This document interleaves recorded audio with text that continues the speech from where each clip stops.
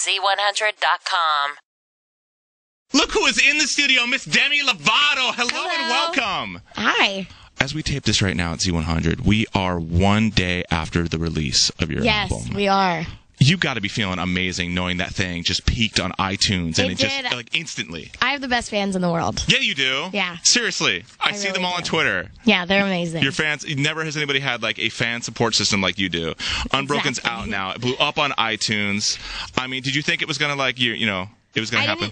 I was just stoked that it was like even in the top 10, and then all of a sudden it like peaked up to #1, and I was like, oh my gosh, like I have the best fans ever. And yesterday, who's giving you the updates as far as what's going on? You got like people surrounding you with a mom and black. Your mom. dad. Oh, see, that's nice.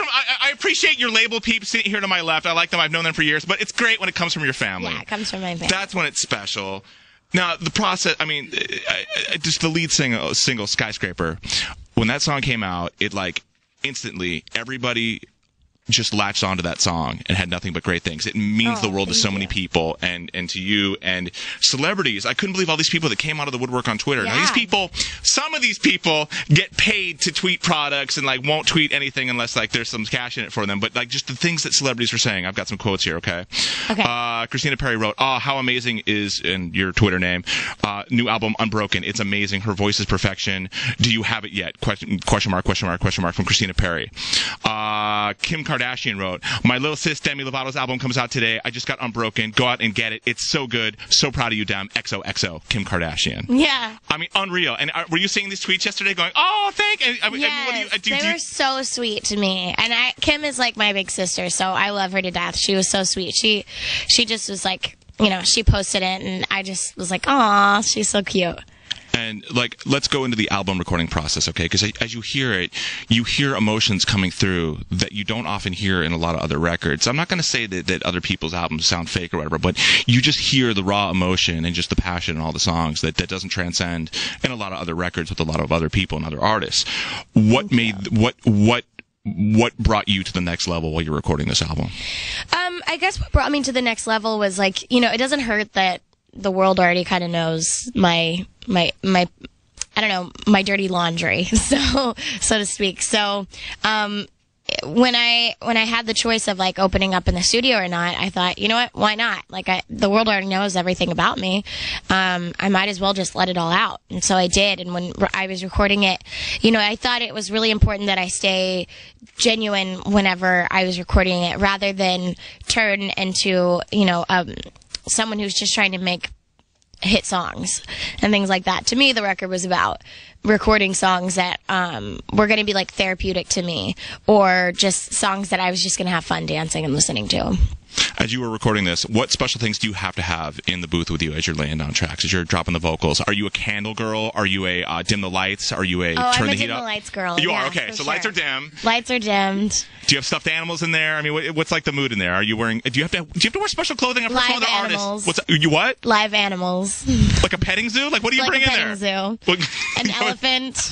We have a donkey. Giraffe. Yeah, there's monkeys. There's all these things. We have a shovel to clean up. Squirrels. Yeah, it smells disgusting, but the album sounded great. Thanks. No, is there like, I've heard like, I have to wear comfortable clothes. I have to have on special jewelry. The recording engineer got mad because I have like earrings that go, clinky clink. Yeah. I take They those do off. that a lot. They get mad at me all the time because I wear so much jewelry. So they're like, oh my God, can you please take your jewelry off? You're like making more noise than your voice is. Timmy, you're adding extra percussion. Can you take your 18 bracelets off? Yeah. So I have to take my jewelry off all the time. But sometimes it depends. Like sometimes I go in sweats and sometimes I go in like heels, just because it depends on where I'm coming from. If I'm like at a business meeting beforehand, or if I'm like just working out beforehand or whatever. Mm-hmm. I mean, I'm not really that picky. Like, I just want to make sure that I feel comfortable. And as long as my voice is in good shape and feeling good, like as long as I have hot tea and like cough drops if I need them and just a bunch of water, then I'm set. So that's all you need. Hydrate, Ricola, and you're set. That's all it. anybody needs. If anybody needs any more than that, they got a problem. They're a diva. Then they got a little bit of a You're problem. asking for too much. Yeah. A college student before a final will often wake up at 3 in the morning in a cold sweat and go, oh my God, tomorrow's the final.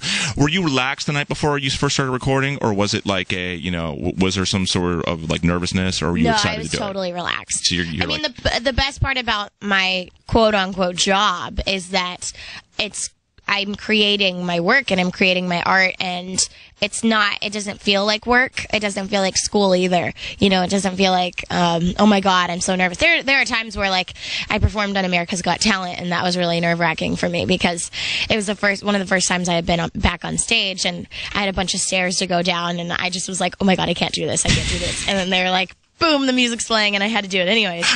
So I have my moments, but not before recording. Isn't it sad that women's footwear is so complex? Like, the only people who notice women's footwear are mainly other women, and women judge other women often by their shoes. That's like the first thing they see. This is what my female friends tell me. Women dress for other women. Yeah. Women don't. I like very rarely dress for other guys. Like I dress because I'm like, oh, I want to look really, really cute, and if I see someone that looks cuter than me, I'm mad. I'm like, I have to have the best shoes in the room. Do you look for shiny or for colors? What do you look for in shoes? What's the first thing when you look for footwear? It has to match the outfit. Like, today my shoes aren't really, like, shiny or colorful. Mm-hmm. But it's, like, the height. They're, like, I don't know. So the very last thing on the shoe shopping list for Demi Lovato would be comfort. I don't care how they feel. They gotta look good. No, you know what? My favorite shoe designer, his name is Jeffrey Campbell, and he has the most comfortable shoes. So they look good and they feel good. They look good and they feel good. So I don't even have to worry about it. So comfort comes with it. Yeah, because seriously, when you have like 2 blisters on your foot and they're talking to each other. I have a blister on my foot. I performed on stage the other night and I rubbed the skin off of my heel. I know, it was so, it's painful. But I know certain fans who tweet me who would die to have your skin from your foot. They would actually pay for your foot skin. They would, they would love. That's when I go. Yeah, exactly. They would actually put it in their tea. I have part of Demi Lovato in my tea. That's so gross. I will. I don't want my tea anymore. When fans tweet you, Just kidding, I'm not drinking tea. No. When fans tweet, I know you're drinking coffee, which I made for you lovingly Milky Way earlier. coffee. Yes. So I'm a barista at Z100. I make coffee. It's what I do. Love you. Thank you. Back at you. Do you have fans like tweet you the most ridiculous requests? Like, if you're ever like done with your sheets and you don't want them, can you send me your sheets? No. They don't do that. That's good. No, that's good. That's really good. A lot of people have that problem. I get a lot of random questions, a lot of like, will you retweet me? Mm-hmm. I have people that are like, why do you hate me? Why don't you ever reply to me? And I'm like, oh my God, I don't see you. This is the first time I've ever seen your Twitter. Like, yeah, why do people gotta get a Lifetime movie with that kind of thing? The retweeting them, they take it so personally. They do, but it's really sweet. And then whenever I do retweet them, they like freak out, and I like to like go back to their page and like after I retweet them and watch them like freak out. It's really cute. It's a thrill. It's cool. Yeah, it's cool. You make someone's day. You make someone's like month or week. Yeah. Skyscraper, one of those songs that like when you do it, amazing. The song lives inside your head forever and forever. The other day, my wife hadn't heard the song yet. She'd only heard Skyscraper because I just find myself I sing the hook at random times at my house. So this is a visual you don't need. In the shower singing Skyscraper, and my wife had never heard it. She's like, what are you singing, and why do you sound like the pigeon in the Aflac commercial that goes, "Pays the doctor"? Like, apparently that's what I sound like when I sing your song. I'm like, oh, it's just a Demi Lovato song. And then so she called me later on, and she heard me play the song on Z100. She's like, that's the song. Okay, don't ever sing that because she does it so much better than you do. You completely ruined her song. I didn't want to hear it. I'm like, oh, this song's horrible. This is like the worst. What is this? But she heard the song. She's like, you can't sing that anymore because she does it so well, and you just ruin it for her. And oh my God, that's so funny. She's like, and don't ever let her know that you sing her song because she's just going to be horrified. And I just did, and you seem okay with it. So I'm pretty okay with it. Okay, so I'd like to hear you sing it though. You have to sing it right now. Well, the one thing, and your fans, by the way, stick up for you, because the one thing I mentioned the other day when I was like, oh, wow, she talks about you're changing the subject right now. No, you are? Okay, fine. You are changing the subject. The last time I did this was for One Republic, and they were like, wow, that's awesome, don't do that. But okay. All right. Okay, I don't have any beverage here, but I'll try my best. Like I'm made of glass, like I'm made of paper. Horrible. The worst ever. It sounds better in the acoustics of my shower, but we're not going to go there. I really see the resemblance to the pigeon. It's really great. I hope Aflac pays us for all these mentions. Seriously, right. Seriously. I totally forgot what I was going to say now. I had something really special, but oh well. You were talking about my fans? Yes, okay, yeah, exactly. I had mentioned that, you talk about, being made of glass, being made of paper, and I'm like, wow, she's like, renewable sources for recycling in that song. And they're like, don't make fun of Demi, don't! I'm like, no, it's okay. It's okay. They stick up for you, seriously. They do. They take everything very seriously. You don't need a bodyguard. Just invite 5 of your fans to hang around you, and they'll knock people out. 2 of them. Yeah, that's all you need. 2 little ones. That's all you need. That's it. And are you just like, will you check sites like TMZ and the blog sites just to see what they're up to, or have you just like, you know what, I'm a strong enough person where I don't need to look and see what you're saying? I have a guilty pleasure of reading Perez Hilton. Okay. I do. It's really bad. But his isn't that bad. He has like funny videos and then like some actual news and like things like that. And then it's like not like the horrible gossip. And so I don't feel too guilty. And it's actually sometimes really funny. And he doesn't really rag on celebrities. So I'm justifying it right now. So do you ever like late at night, I'm going to see what they're saying, Google News. I'm going to see what everyone in the world is saying about me right now. Will you do that? No. No. No, I feel like I would rather go to bed. Yeah, exactly. See, that's good. Sleep is more important. Yeah. Exactly. There's no need to do that whatsoever. No need to do that. There are times where I'm like, oh, I want to see if that red carpet dress looked good, or if those shoes actually went with it, or whatever. But like, and then like if you look at the pictures and then you like sometimes read the comments, like I don't know.